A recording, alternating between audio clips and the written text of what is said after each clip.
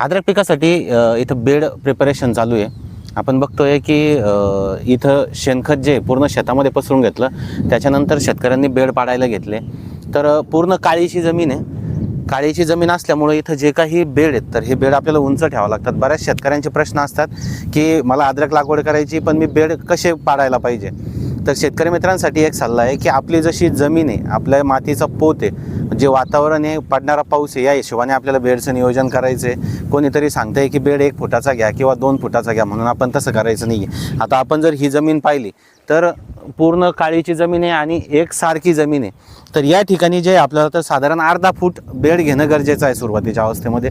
त्याचं कारण असं आहे की जर जास्तीचा पाऊस पडला तर जे काही बेड आहेत हे बेड निचरा होऊन कोरडे होतील लवकर। आणि जर आपलं रान उताराचं आहे किंवा एकदम हलकी जमीन आहे, थोड्याफार प्रमाणात पाऊसही कमी पडतो, तिथं आपण बेड नाही जरी पाडले आणि डायरेक्ट आपण सरी पाडून जरी अद्रक लावली तरीसुद्धा चालतं।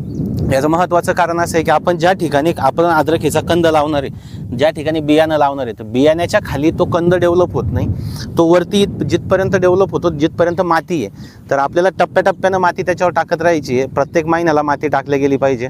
जशी जशी आपण त्याच्यावर भर टाकत जाऊ त्या पद्धतीने अद्रकीचा कंद हा वर डेव्हलप होत जाणार आहे। जिथं आपण बीज लावतो त्याच्या खाली कंद अजिबात डेव्हलप होत नाही।